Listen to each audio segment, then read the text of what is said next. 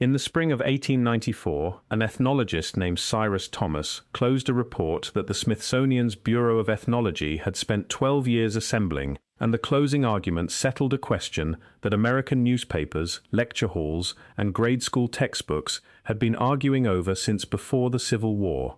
The earthen mounds scattered across the eastern half of the continent, thousands of them, some flat-topped and rectangular, some conical, some shaped into the outlines of animals, had for decades been credited in the popular press to a vanished race, a lost civilization of mound builders wiped out or driven off long before any native people arrived to take their place. Thomas's survey, built from excavation records gathered across 20 states, found no vanished race. It found continuity. The mounds were raised by the direct ancestors of the very nations the United States government had spent the preceding 60 years removing from the ground those ancestors were buried in.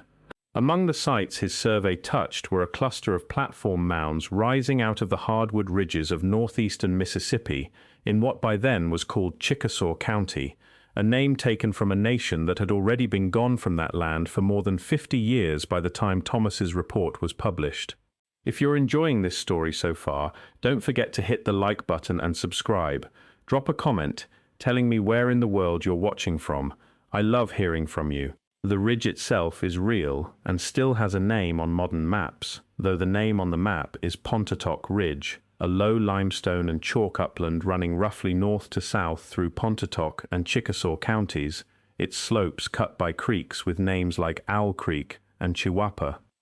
Before 1832, this ridge sat at the center of Chickasaw territory, a homeland the nation had occupied since before European contact and defended successfully against Spanish, French, and English incursion for 3 centuries running. When Hernando de Soto's expedition crossed through in the winter of 1540 and 1541, the chroniclers who survived to write about it, the anonymous gentleman of Elvas among them, described fortified Chickasaw towns built on raised ground, granaries, palisades, and earthworks that in some accounts the Chickasaw themselves identified as older than living memory, structures raised by people who had occupied the land before them and left before any story the towns could tell about who they were.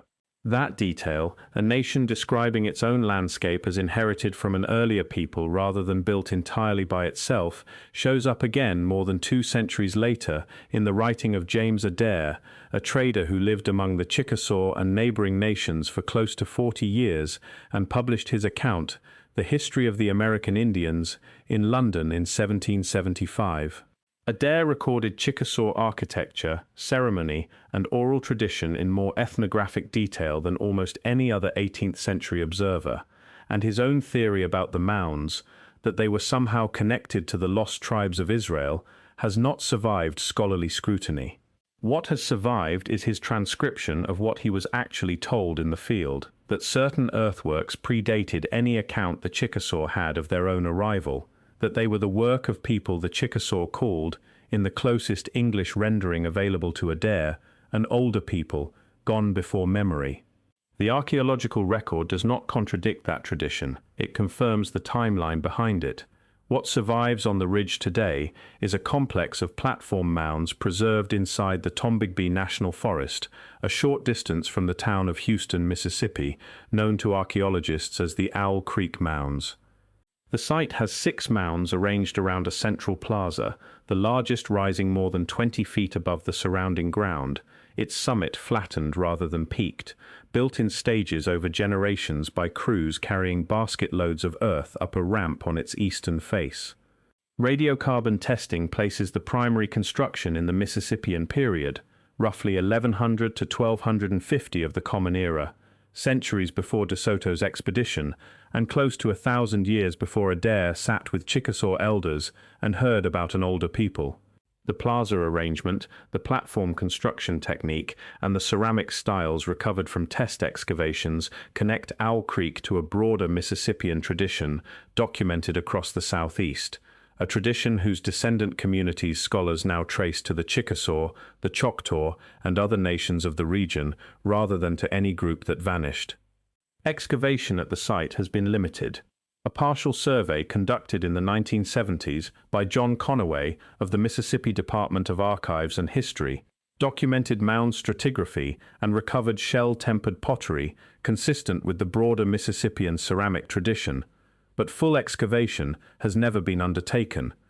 Out of respect for the site's status as an ancestral and likely funerary location, and out of the practical reality that most of what the mounds could still tell a researcher lies undisturbed beneath them, what the limited testing does show is continuity rather than mystery, no fabricated inscription, no invented lost expedition, no unexplained metal or script.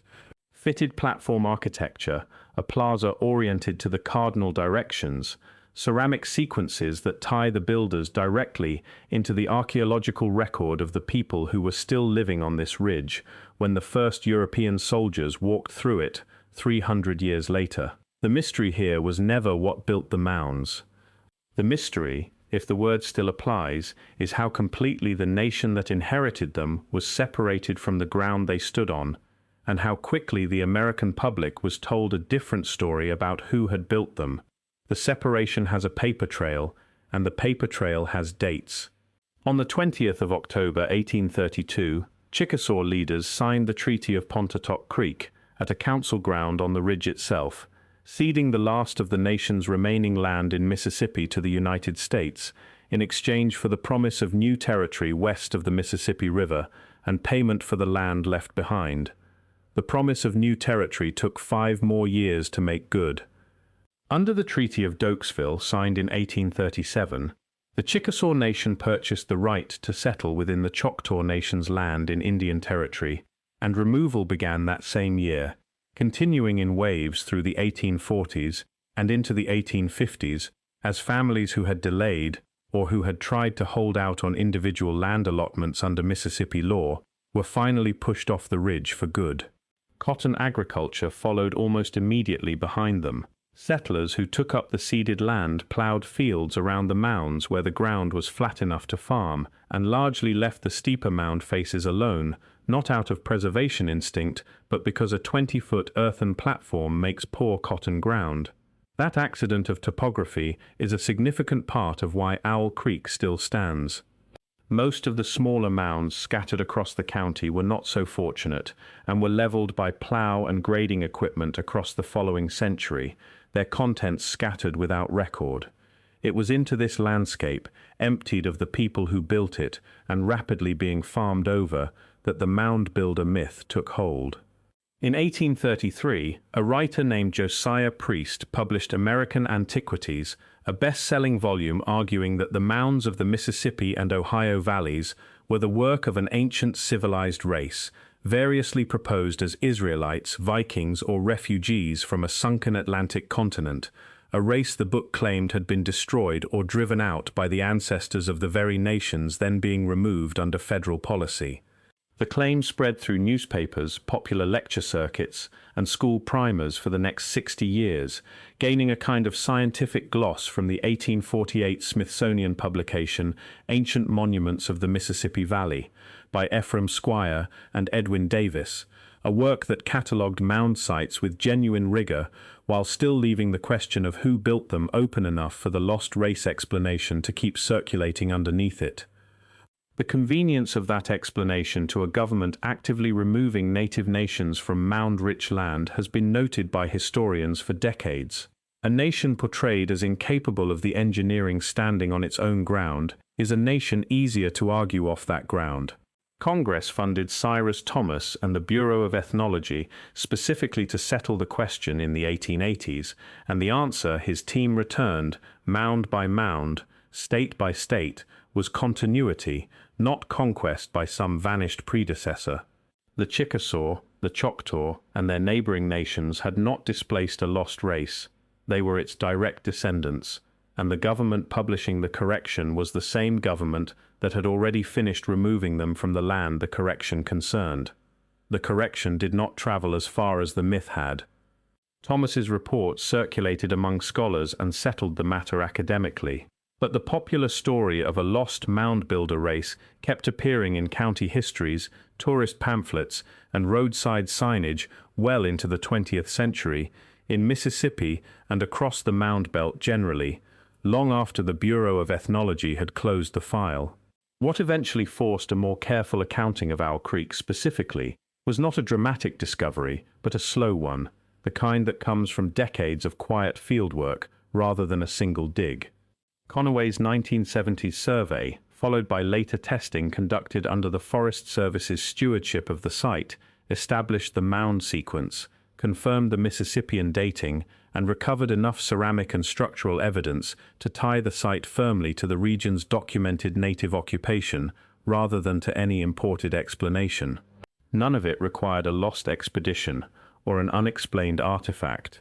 It required patient stratigraphy and a willingness to trust the continuity the evidence already showed. The Chickasaw Nation, headquartered since removal in Ada, Oklahoma, maintains its own historical and cultural resources programs today, and federal law under the National Historic Preservation Act now requires consultation with the nation before ground-disturbing work near sites like Owl Creek, a formal acknowledgement, more than a century after Thomas's report and more than a century and a half after the Treaty of Pontotoc Creek, that the ridge and what stands on it are still the nation's to be consulted about. Tribal historians and cultural staff have in recent years worked with Mississippi archaeologists and the Forest Service on interpretation at the site, folding the ridge's older tradition, the account Adair recorded of an earlier people gone before memory, into the same frame as the archaeological sequence, rather than treating the two as separate claims competing for authority. The oral record and the excavated record, held side by side, describe the same long span of time from two different directions, and neither one requires the other's contradiction to be taken seriously.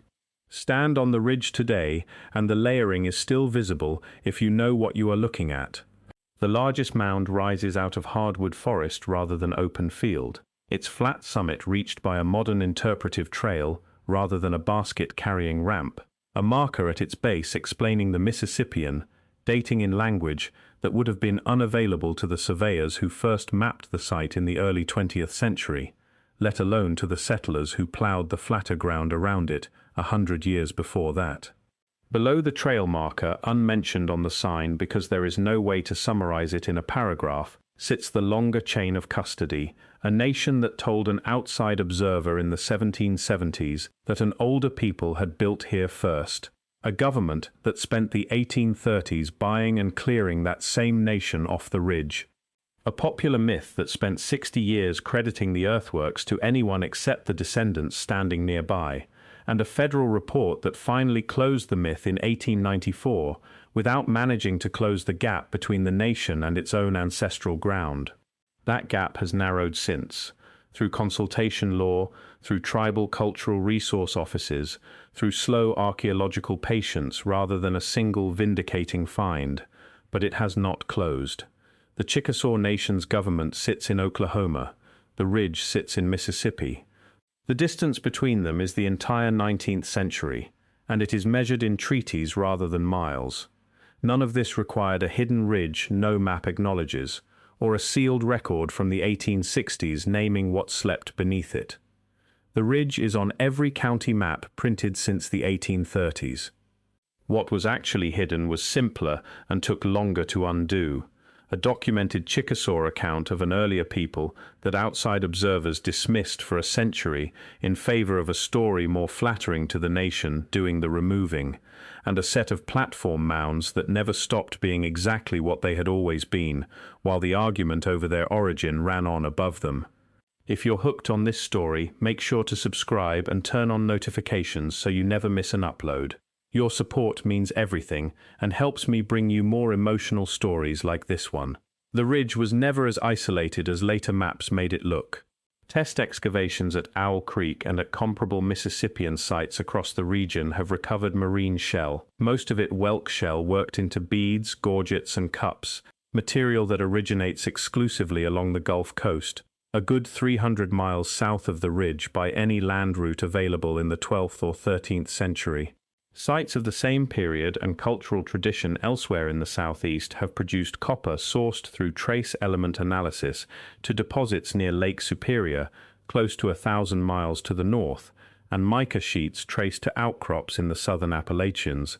None of this material moved by ship or wheeled cart. It moved hand to hand along river corridors and overland trails that connected mound centers across a large portion of the continent, a network that predates any European presence by centuries, and that the mounds themselves, plaza by platform by burial good, still carry physical evidence of. The nation that built and later inherited the Owl Creek Mounds was never a remote or disconnected people. It sat inside a continental exchange system that moved shell from the Gulf, copper from the Great Lakes, and mica from the mountains through the same hardwood hills where cotton would later be planted, and the record of that system survives not in any document, but in the composition of the objects themselves, tested and traced by archaeologists rather than assumed. The removal itself did not proceed as a single clean event, and the paper record shows the friction. Chickasaw agent and missionary correspondence from the 1830s describes families who delayed departure for years, individuals who attempted to hold land under Mississippi's allotment provisions rather than remove with the main body of the nation, and a steady trickle of stragglers processed by federal removal agents into the 1850s, nearly 2 decades after the Treaty of Pontotoc Creek was signed on the ridge itself. Some of that delay came from resistance. Some came from the practical difficulty of moving an entire nation's livestock, household goods, and elderly members across hundreds of miles of unfamiliar country in winter. Whatever the cause, the effect on record-keeping was the same. Land transactions, cemetery locations, and oral accounts of specific sites were transferred, if they were transferred at all, through informal channels rather than official surveys, and much of what the departing nation knew about specific mounds, which ones held burials, which ones marked older boundaries, left with the people who left, uncaptured by any government office with a reason to write it down. What the Bureau of Ethnology's surveyors encountered 60 years later was a landscape their own government's policy had already stripped of its most direct informants. The year 1861 does appear in the documented Chickasaw record, though not attached to any account of a hollow ridge or sleeping ancestors.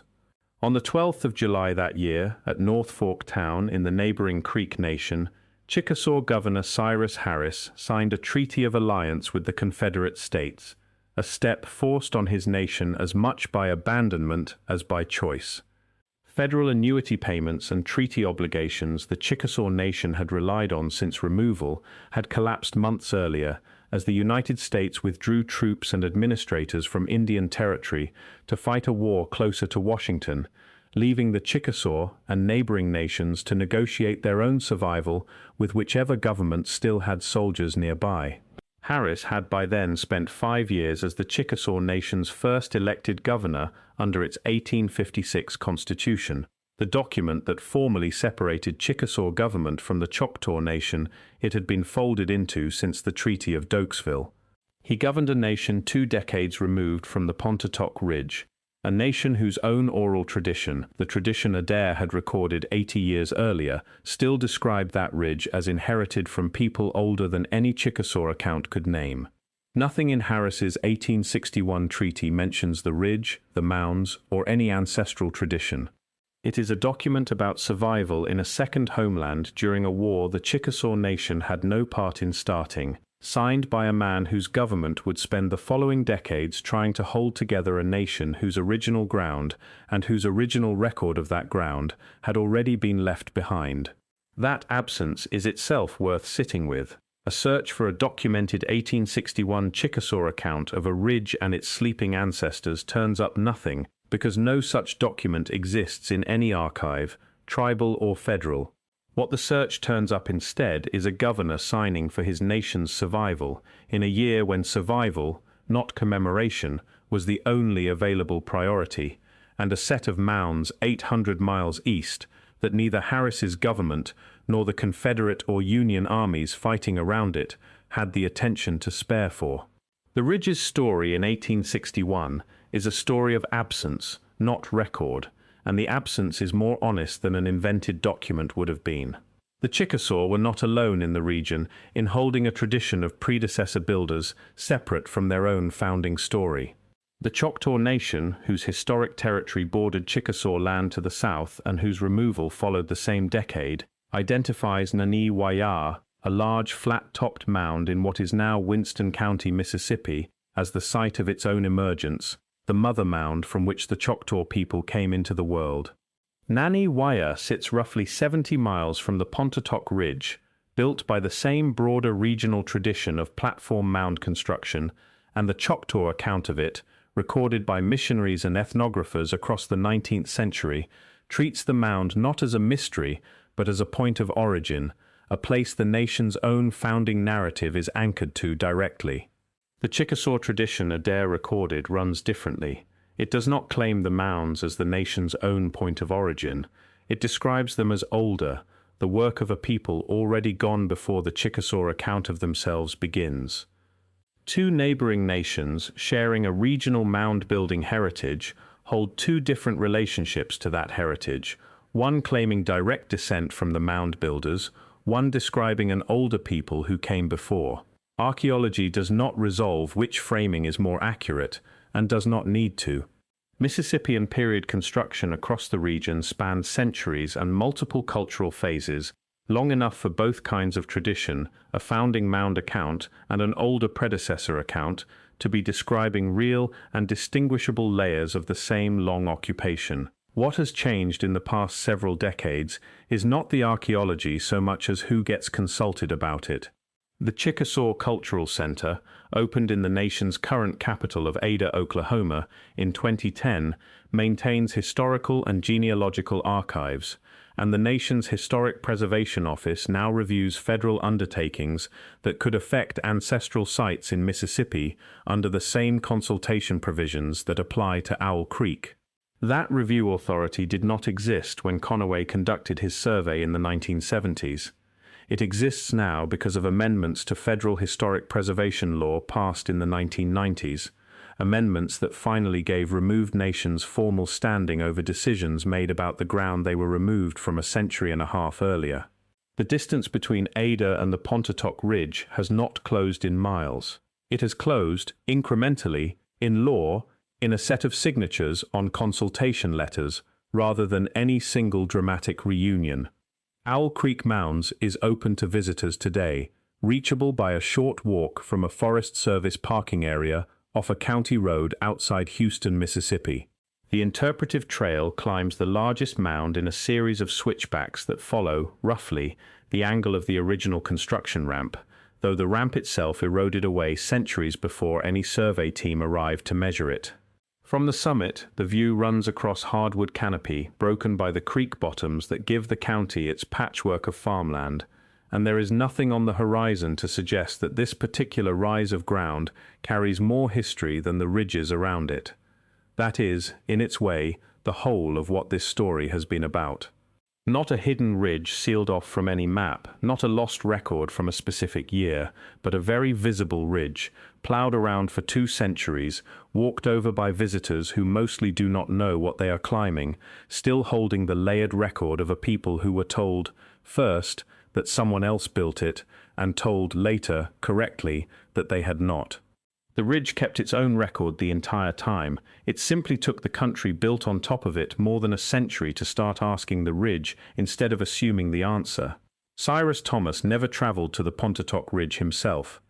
His report was compiled from field data gathered by assistants working across dozens of sites simultaneously, correspondence, sketches, and stratigraphic notes forwarded to Washington and assembled into a single conclusion broad enough to cover mounds from Wisconsin to Florida. That distance between the man whose name closed the question and the ground the question was actually about is its own kind of pattern in this history, decisions made at a remove from the people and the places they concerned, treaties signed in council rooms the ridge itself was never present for, a scientific correction issued from a federal office 1,400 miles from the nearest mound it described. The Chickasaw Nation's own historians and cultural staff, doing the consultation work now required by law, are the first people in this entire documented sequence, going back to De Soto's chroniclers, to examine the ridge from inside the nation's own institutional authority rather than as an outside observer reporting back to someone else. That inversion, so late in a story that runs from the 12th century through the 21st, is not a resolution. The land is not returned. The mounds remain federal property, managed under a Forest Service district office, rather than tribal land under Chickasaw jurisdiction. But the direction of the record has changed, from outsiders describing the nation's ground, to the nation describing its own ground, back to the agencies that manage it. And that change, incremental and procedural as it is the closest thing this account has to an ending. What the ridge holds, in the end, was never a hollow chamber or a sealed testimony from a single year.